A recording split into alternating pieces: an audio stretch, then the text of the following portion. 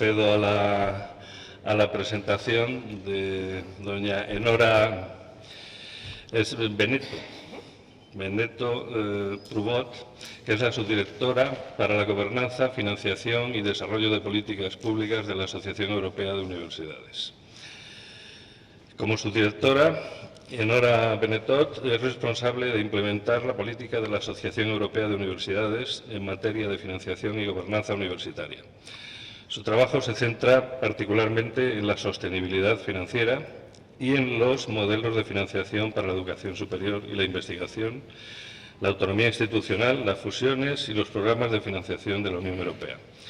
Es responsable de la organización del Foro de Financiación Bianual de la Asociación Europea de Universidades y del Observatorio de Financiación Pública Anual de la Asociación de Universidades, que supervisa la evolución de la financiación pública a las instituciones de educación superior en toda Europa. Antes de unirse a la Asociación Europea de Universidades en 2008, Enora adquirió experiencia en el campo de la política europea de investigación y desarrollo. Es máster en Ciencias Políticas y Asuntos Públicos Europeos y en Estudios Políticos y Administrativos Europeos por el Colegio de Europa en Brujas, Bélgica.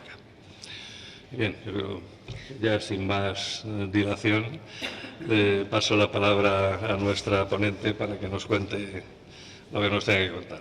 Le damos el micrófono. Muchísimas gracias y buenos días a todos. Muchísimas gracias por la invitación, gracias a la Conferencia de Consejos Sociales y gracias a la Fundación CID por esa invitación que nos honra. Voy a seguir en inglés, si me disculpen, porque es un poco difícil para mí hacer toda la presentación en castellano, pero ningún problema para mí. Si quieren preguntar, si tienen preguntas en castellano.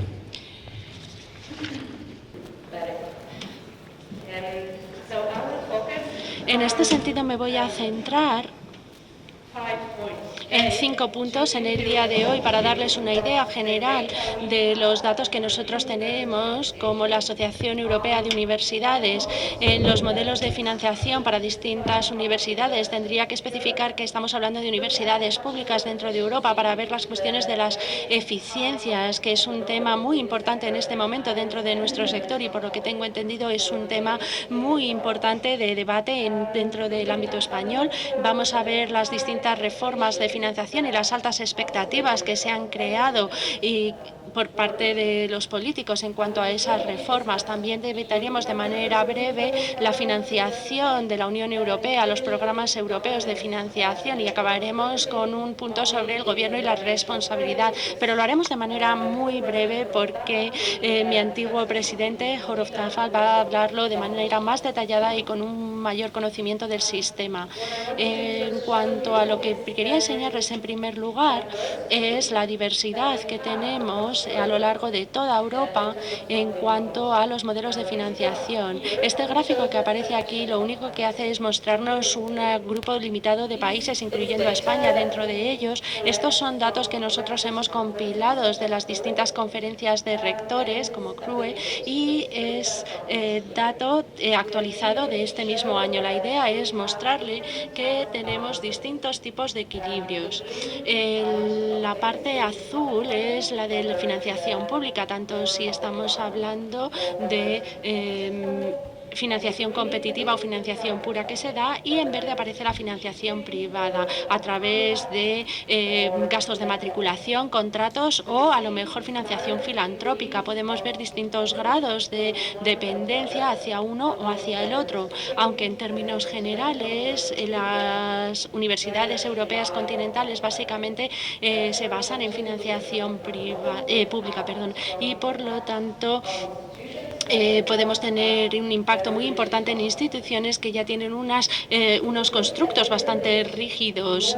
Si echamos un vistazo a una parte un poco más detallada, y me disculpo por los colores que aparecen en la diapositiva, dice la oradora, el azul más oscuro sigue siendo financiación pública y en verde aparece la financiación privada, pero podemos seguir viendo que el modelo de financiación varía hasta la fecha en cuanto a que la financiación pública se puede basar más o menos en financiación competitiva, lo que supone una configuración completamente diferente y una actitud completamente diferente dentro de la universidad comparado con la financiación pública principal. Vemos también la financiación de la Unión Europea, que aparece en esta tercera sección en azul un poco más claro dentro del gráfico, y dentro de la sección verde también podemos ver las distintas importancias que pueden tener las matrículas o los contratos del sector privado. A lo mejor son contratos de investigación y otros. Tendría que decir que los primeros tres en la parte superior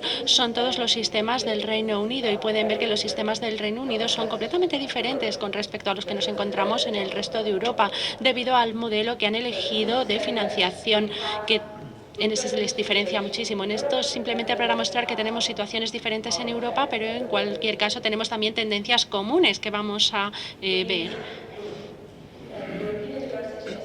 La Asociación de Universidades Europea lo que hace es monitorizar en el ámbito anual los cambios que hay en la financiación, fundamentalmente centrándonos en la financiación pública, es decir, las autoridades públicas, tanto nacionales como regionales, ese dinero que otorgan a las universidades. En la actualidad estamos analizando los datos de este mismo año, pero les voy a mostrar lo que obtuvimos el año pasado, que es una comparación del 2018 con el 2017, cubriendo la mayor parte del periodo en el que tuvimos una crisis económica y la subsecuente recuperación lenta. Los países que aparecen en verde son los países que tienen, en términos generales, a lo largo de 10 años, desde 2007 al 2017, una inversión positiva dentro del sector educativo, mientras que los que están en rojo, como España, son aquellos que han desinvertido fundamentalmente. Si vemos un espacio temporal un poco más corto, en el año 2016 al 2017, porque ese es los datos que se corrigió con las cifras de la inflación, vemos que la imagen aparece mucho más estable, pero en cualquier caso también podemos ver aquellos países que han intentado llevar a cabo un esfuerzo, y vemos cambios de tendencia. España está dentro de esos países que empezó hace una década con recortes y que ha vuelto a invertir lentamente y progresivamente. Vemos que cada vez tenemos menos sistemas que tienen un patrón de financiación decreciente. La sección en azul nos muestra el número de países, nosotros los llamamos sistemas aquí, pero estamos hablando de países que tienen una inversión positiva de un año al siguiente, es decir, una tendencia creciente de inversión, mientras que los otros son los que van recortando esa financiación de un año al otro. Vemos que las cosas van poco a poco mejorando, y ya podemos ver de los datos actuales que tenemos es que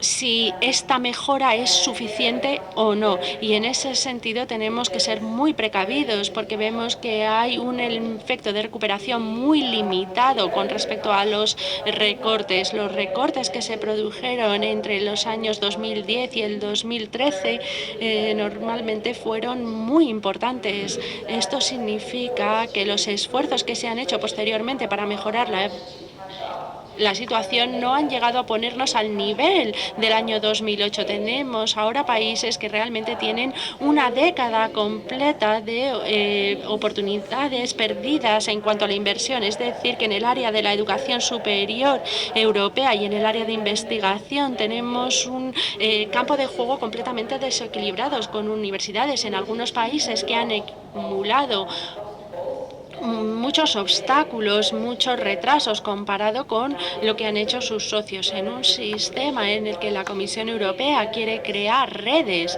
de universidades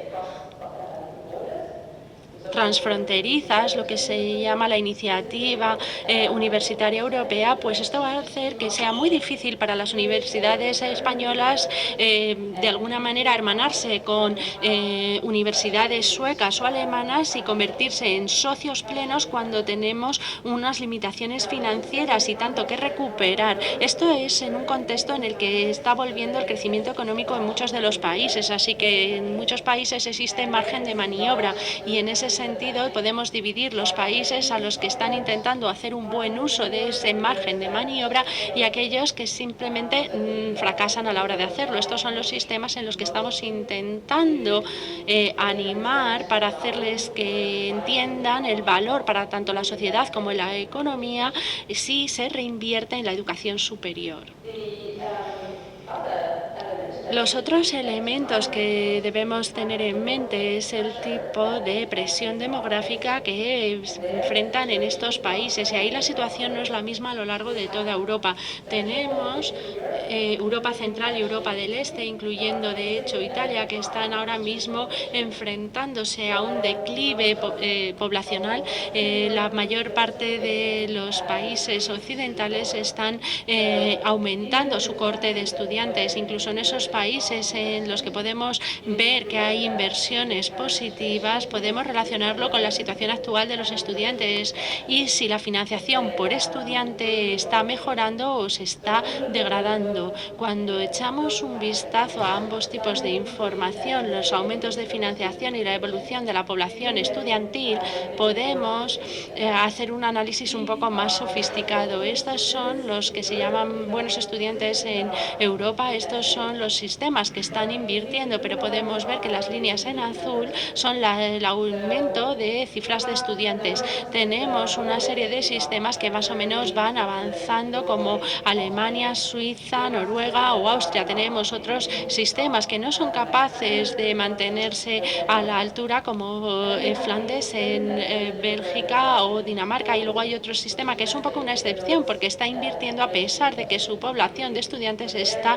disminuyendo, en Polonia, así que están haciendo una reforma del sistema para intentar hacerlo más atractivo y evitar la huida de cerebros. Luxemburgo es un caso muy específico, creo que el presidente va a explicar un poco mejor posteriormente, pero creo que la financiación de la universidad ha crecido drásticamente a lo largo de los últimos años. Turquía, vemos la cifra azul, como los estudiantes han aumentado más de un 100% en los últimos años, así que estamos hablando de un sistema ahora mismo en expansión, en distinta fase de madurez comparado con el resto de sistemas europeos. Si pasamos ahora mismo a los que no son tan buenos estudiantes, sí que podemos ver la situación aquí en estos países en los que el dinero en el año 2016-2017 es más baja o fue más baja de lo que lo fue en 2008, incluso corregida con las cifras de la inflación. Podemos ver que en la mayor parte de los sistemas el número de estudiantes está bajando, pero no tanto como para justificar tantos recortes presupuestarios. Quiero que sean precavidos con los que están más a la derecha del Reino Unido, porque esto está conectado con un cambio en el modelo de financiación. En ese sentido, resulta muy difícil compararles con el resto de los países. Lo que sí que pueden ver es que de Eslovaquia a Lituania tenemos unos patrones bastante parecidos, siendo Irlanda una excepción, porque se encuentra en una situación muy dificultosa. Irlanda realmente ha aumentado la cifra de estudiantes a lo largo del periodo, pero se ha enfrentado a grandes desinversiones dentro del sector universitario. Entre otros, también podemos ver a España y podrán notar que los recortes en la financiación superan las necesidades y ha superado con mucho la reducción que ha habido en el número de estudiantes. Así que si aunamos todo este tipo de cosas, este es el análisis que nosotros llevamos a cabo y que tenemos que actualizar a lo largo de este año y que nos muestra que los que están más a la vanguardia ahora mismo serían Noruega, Suecia y Portugal, porque todos están aumentando la financiación, superando el aumento en la población estudiantil. Portugal es un caso en el que pasaron un periodo muy dificultoso, pero que se ha puesto al día en los últimos 2 años.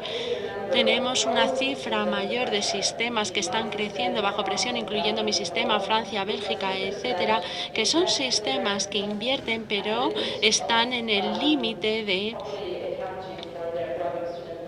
hacerlo con respecto a la población creciente de estudiantes. Por supuesto, la categoría más preocupante son los sistemas que se llaman sistemas en peligro, porque son sistemas que no solamente han reducido su nivel de financiación, sino que esperan que sus universidades tengan cada vez más estudiantes. Esto es para darle una idea general de la situación. Como había comentado, el análisis actual que estamos llevando a cabo lo que nos muestra es que la situación en términos generales está mejorando, así que en ese sentido tendremos una imagen un poco más halagüeña cuando presentemos la nueva batería de datos del año que viene. Cuando vemos lo que ocurre en España, en particular, el primer gráfico lo que nos muestra es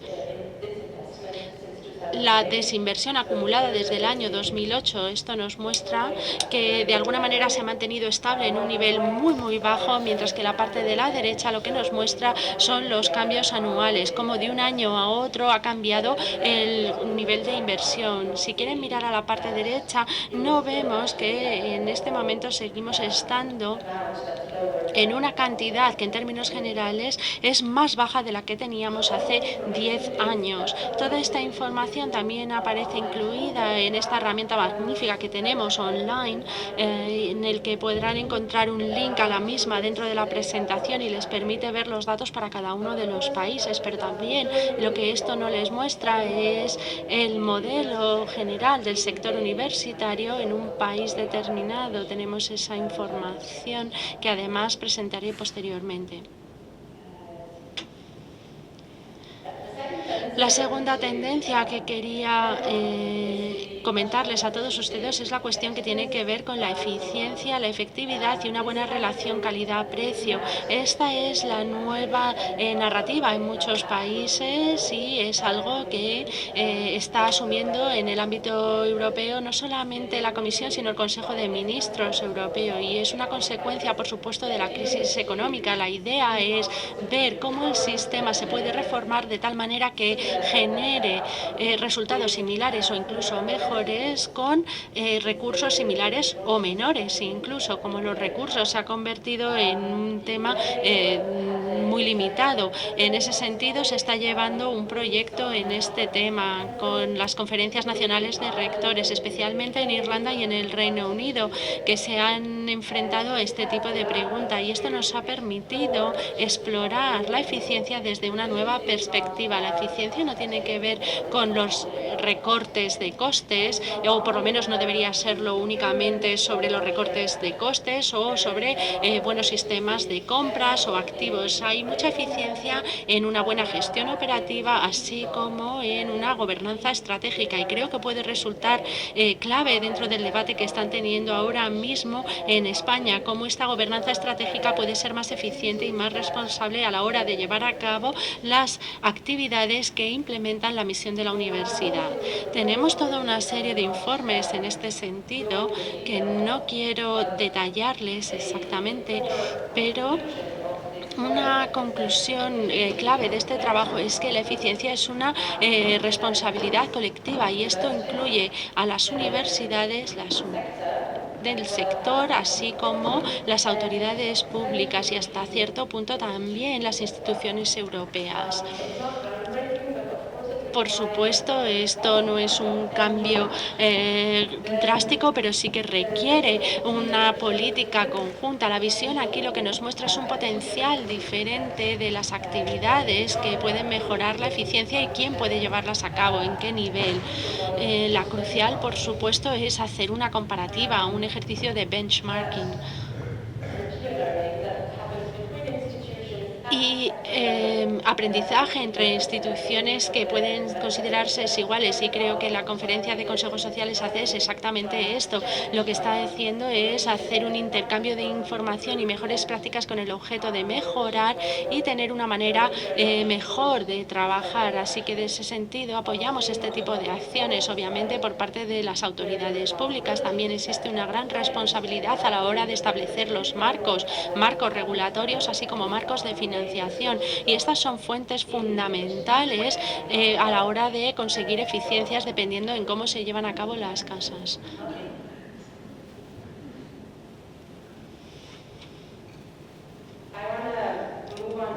Quiero pasar a las reformas de financiación y las amplias expectativas que tienen los gobernantes en este sentido, los legisladores, para la universidad, que se caracteriza con un altísimo nivel de rigidez por motivos obvios. Es realmente impresionante la gran cantidad de reformas que se están decidiendo. Tal vez no se están poniendo en práctica, pero sí que se están decidiendo anualmente en toda Europa. Esto hace que sea muy difícil para nosotros el monitorizar esto de una manera actualizada y una manera eficiente. Por supuesto, la financiación pública se puede distribuir de maneras diferentes. Una manera muy popular en Europa en este momento es la fórmula de financiación, pero dentro de esta fórmula de financiación podemos tener distintas opciones. Cuando esta fórmula de financiación es el instrumento más importante, normalmente está orientada hacia inputs, por ejemplo, las cifras de estudiantes, la cifra de personal que se tiene, el número de metros cuadrados, de instalaciones que se tienen, y esto es lógico porque de alguna manera refleja un constructo muy rígido, pero también lo que vemos cada vez más son fórmulas de financiación que incluyen elementos que están conectados a los resultados, al desempeño o el rendimiento, y que normalmente son más relevantes cuando la fórmula se utiliza como un mecanismo del país. Y si no siempre es el caso, muchas veces en el país estas fórmulas de financiación se basan en resultados, por ejemplo, el número de titulados en un año, los contratos de investigación que se han firmado, las patentes que se han generado, etcétera. La otra tendencia es el uso de contratos de rendimiento que pueden tener un impacto dentro de la financiación.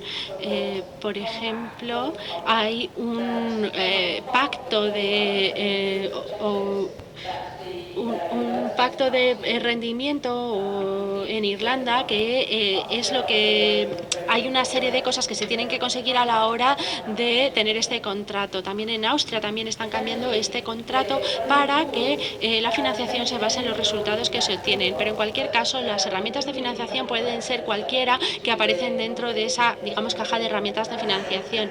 Puede ser, por ejemplo, esta financiación de excelencia. La cuestión está en conseguir un equilibrio y cómo mezclar todas estas distintas fórmulas, intentando establecer una dirección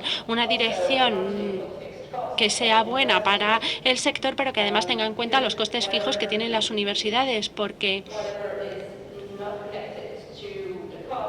lo que no está conectado con el coste hace que los márgenes de maniobra se vean más limitados. En cuanto a los principios de los modelos de financiación, las recomendaciones básicas que nosotros tenemos y que intentamos pasar a los legisladores, que son los que están reformando los sistemas de financiación, son bastante básicos, pero tienes que empezar en algún lugar. Tenemos que recordar que esto es con el objetivo de establecerlo a largo plazo, y se supone que no se va a reformar en 3 años, porque las universidades necesitan cierta certidumbre para poder llevar a cabo sus planes. Además, somos negocios a largo plazo en cualquier caso. Esto necesita una mezcla de financiación que sea adecuada para el sistema. Por supuesto, las tasas de matriculación no tienen la misma relevancia societaria dependiendo del país.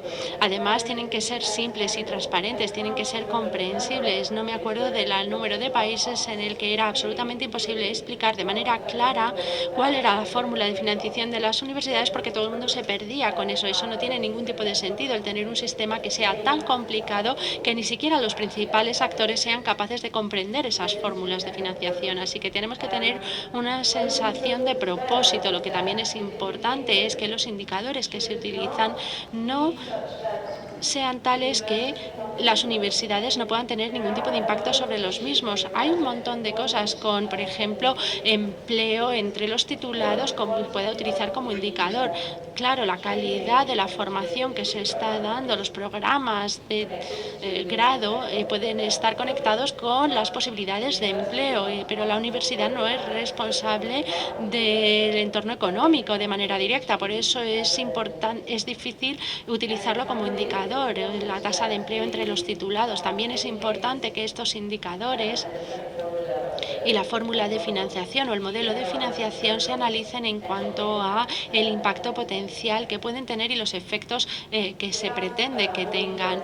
Tenemos más detalles sobre esto en este informe, que ya tiene 4 años, pero en cualquier caso contiene ciertas cosas que siguen manteniéndose como verdades absolutas y que hay que tener en cuenta de vez en cuando. En cuanto a la cuarta tendencia que quería resaltar con todos ustedes, es una bastante breve, pero no obstante es muy importante para las universidades en el día de hoy, es el de la financiación europea. Con esto quiero hablar de los fondos de investigación, el programa Marco Horizonte 2020, que para el año 2021 se va a llamar Horizonte Europa. Tenemos una cuestión clave con respecto a la eficiencia en este sentido dentro del sistema. Es un ejemplo muy interesante. Por ejemplo, tenemos 88% de propuestas que siguen sin financiación. Por supuesto, el programa no se supone que tiene que financiar todo lo que se le presenta, pero incluso viendo propuestas de alta calidad, solamente un cuarto de las mismas acaban siendo financiadas y esto genera costes increíbles. Hemos hecho un cálculo que de cerca de 5.000 millones se han gastado hasta la fecha por parte de universidades dentro de este programa. Y los informes, la creación de informes puede ser mucho más costoso que son las auditorías nacionales, así que estamos hablando de un negocio muy arriesgado para las universidades. Tienen muy pocas posibilidades de conseguir esta financiación europea, mientras que los gastos para prepararse, para hacer estos informes, para reportar todo son muy altos. Por supuesto, también el prestigio que reciben si se les otorgan estos fondos es muy importante, pero cada vez hace que sean menos interesantes desde el punto de vista financiero el participar en este tipo de financiación europea. Y esto es muy importante en sistemas en los que las universidades están enfrentándose a recortes muy importantes o desinversiones muy importantes. Lo que estamos generando con este tipo de sistema es un campo de juego muy desequilibrado, así que aquellas universidades que tienen más recursos pueden permitirse asumir los riesgos y participar en estos concursos, mientras que para ese tipo de universidades que con menos recursos no pueden, por ejemplo, hacer las 750 páginas de trabajo que supone participar en estos acuerdos.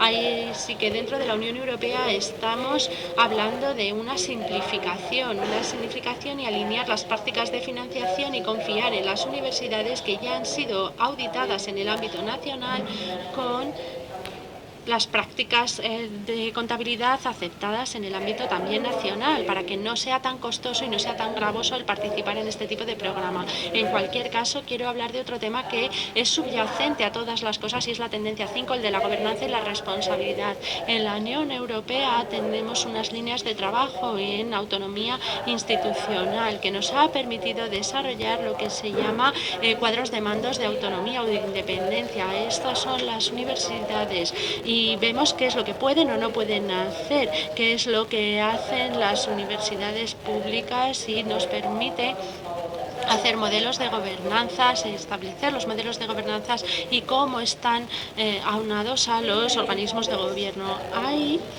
3 temas principales a lo largo de Europa.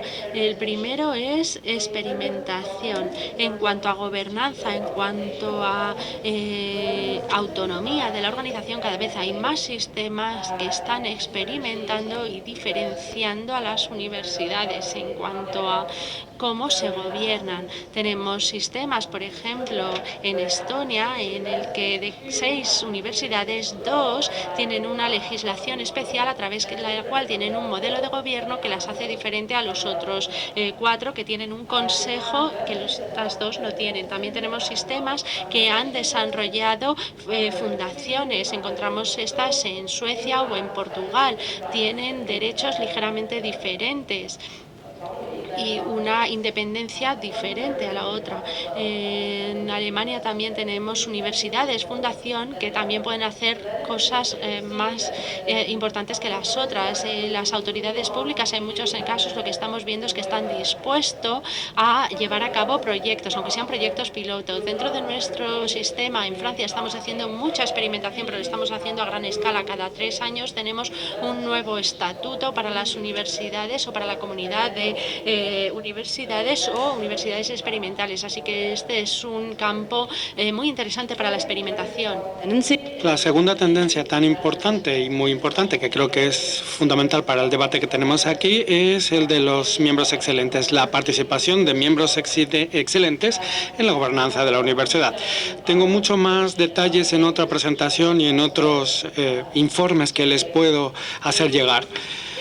Pero creo que esta tendencia es una tendencia que claramente está aumentando en toda Europa. Hay pocos sistemas actualmente que no permiten a las universidades tener miembros excelentes en su gobernanza o en sus sistemas de gobierno. Incluso hay organismos de gobiernos, y no quiero decir con ello organismos de supervisión o consultativos, sino miembros de los gobiernos que están formados por miembros excelentes. Hay distintos modelos, evidentemente, pero cada vez es más claro que los miembros excelentes están allí para la responsabilidad y responsabilizar a las universidades y también para hablar cada vez más de cuál es el lugar de los papeles de las universidades a la hora de desarrollar un mejor ecosistema de universidades.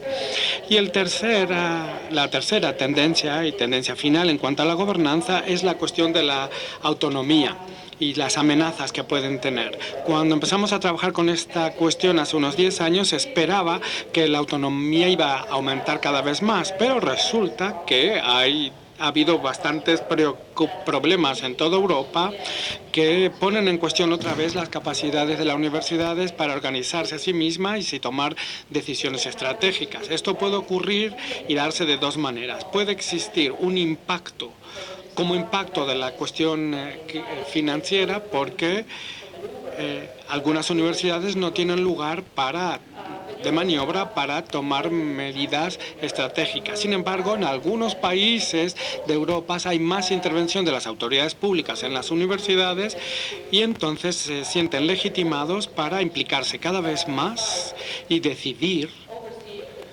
superar y supervisar las decisiones tomadas por las universidades. El caso crítico en estos momentos es el de Hungría, en la que hay un ataque de las universidades y también algunas universidades han tenido que huir del país, pero vemos allí mayor implicación en la cuestión de todas las universidades húngaras por parte del gobierno, creando un nuevo cargo creado por el gobierno que decide todas las cuestiones que tienen que ver con cuestiones financieras. Puedo hablar también de Turquía, evidentemente, pero lo que quiero decir con todo esto es que no se trata de un tema que se haya resuelto o que todo esté bien, sino que es algo que requiere una supervisión constante, vigilancia constante para ver con cuidado lo que está ocurriendo en cuanto a este tema concreto. Lo que hemos visto es que hay una implicación social cada vez mayor de la ciudad en la universidad, lo cual puede ayudar a limitar la amenaza que puede significar la implicación de algunas autoridades públicas. Con esto puedo resumir todo lo que he dicho con esta diapositiva. Entonces, hay distintos modos de financiación y también hay mayores exigencias de responsabilidad. Hay todo un tema de impacto sobre las actividades de la universidad, investigación, llegar a la sociedad, etcétera. Así que las universidades tienen que hablar y están bien preparadas para enfrentarse de manera proactiva a esta cuestión. Y quiero acabar la presentación con algunos datos sobre la composición de los órganos de gobiernos y también cómo todo tiene que ver con los miembros elegidos. Estos son datos que hemos recogido de los distintos países, que vemos un envejecimiento cada vez mayor, pero hay elementos fundamentales que no han cambiado. El sistema español es un sistema interesante porque es bastante inusual, diría. Los líderes de las universidades son elegidos normalmente o bien por un órgano de gobierno tipo Senado o nombrado por un consejo o a través de un proceso que incluye tanto el Senado como el Consejo. La elección de un organismo electoral muy grande que existe solamente para la elección del rector es bastante poco usual. Se puede decir que es quizás el más democrático o directo como proceso, pero no es un sistema que se utilice mucho en toda Europa. Si vemos un poquito los datos en la pantalla, se puede ver que esto ha ido desapareciendo poco a poco en los distintos países, pero que se usa sobre todo en el sur y en el este de Europa. La validación por parte de las autoridades públicas sigue siendo bastante habitual. Una vez que se elige un rector, él o ella tiene que ser nombrado oficialmente por las autoridades públicas. Esto es algo común, algo formal también, salvo en Turquía, donde se utiliza también este derecho para hacer que renuncie un rector. ¿Qué es lo que tenemos en estos momentos en Europa? Lo vemos en la pantalla. Vemos los sistemas que están en azul oscuro, que son los que llamamos estructuras duales y asimétricas. Es decir, hay dos cuerpos, es decir, uno de consultativo y otro tipo Senado, pero que son asimétricos, es decir, uno es más potente que el otro, que tiene más poder en ese sentido. En Francia, el Consejo tiene más poder que el resto. También tenemos en naranja, donde hay solo un consejo, un organismo gubernamental, y en el norte tenemos sistemas con consejos, luego otros sistemas con Senado que solamente existen en Polonia y en Irlanda, pero también se puede ver en Estonia y en Letonia, pero el sistema también está desapareciendo poco a poco, así que la mayor parte son o bien sistemas con consejos o duales. Y les quiero mostrar que hicimos un estudio para ver si los modelos de gobierno eran inclusivos o no. Y también les quiero mostrar que en el eje vertical tenemos los distintos grupos implicados en la parte de Senado. Cuando hablamos de grupos, con esto quiero decir PDI, es decir, los profesores, la parte de cuerpo administrativo también, y también los estudiantes y los miembros excelentes. Así que hay 4 grupos, es decir, están todos los grupos implicados, y este es el caso de Irlanda, por ejemplo. Y luego, la parte horizontal son los grupos a lo largo de todo el Consejo. Entonces tenemos algunos que tienen Senado, con lo cual no tienen Consejo, pero, y estamos hablando de Irlanda, los que tienen solo consejo y que están a la derecha son bastante inclusivos porque incluyen 3 de los 4 grupos de los que hablamos antes. El Reino Unido y Finlandia tienen tanto Senado como Consejo muy inclusivos. Finlandia y Reino Unido. Entonces los cambios en los gobiernos, en los modelos de gobierno se han visto, pero esto no quiere decir que sean más inclusivos, con lo cual no vemos necesariamente la inclusión como algo que está en juego. Tenemos más datos comparativos sobre los miembros externos, cómo forman parte de los distintos grupos, de los distintos organismos, de dónde vienen, de la sociedad civil, de las autoridades públicas, exalumnos, etcétera. Hay distintas opciones. También vemos que es fundamental que su papel y su competencia se ponga en práctica y cómo se eligen estos miembros externos. Esto tiene que ver con la estructura, tiene que ver con la supervisión, tienen que también existir como puente con la sociedad. Hay que tomar decisión en cuanto a universidad, pero entre esos miembros externos, pues vemos algunos que tienen competencias estratégicas, capacidad para poder estar disponibles, eso es lo que quería decir, y también habilidades específicas, sobre todo si quieres mejorar la sostenibilidad y la responsabilidad financiera de la institución. Pues hay que contar con todos ellos. Todos estos datos están disponibles y lo que quería decir para concluir que todos estos elementos no son un fin en sí mismo. Lo ideal y la idea es que todos estos elementos ayuden a las universidades a mejorar para que tengan un perfil estratégico mejor, y esto se hace mejorando la oferta académica, también mejorando las expectativas sociales, también mejorando las capacidades financieras, también teniendo estrategias de recursos humanos claros, que es fundamental en España, por ejemplo, y también reflejando sobre cómo el modelo de gobierno puede ser más eficaz para poder llevar a cabo la misión de la universidad. Ahora mismo, si quieren, les puedo dar más datos, más links. Les agradezco a todos por su atención durante esta presentación tan larga. Muchísimas gracias.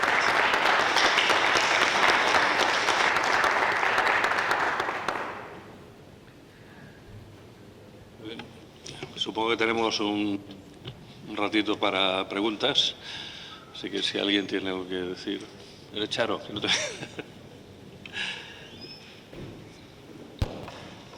Espérate.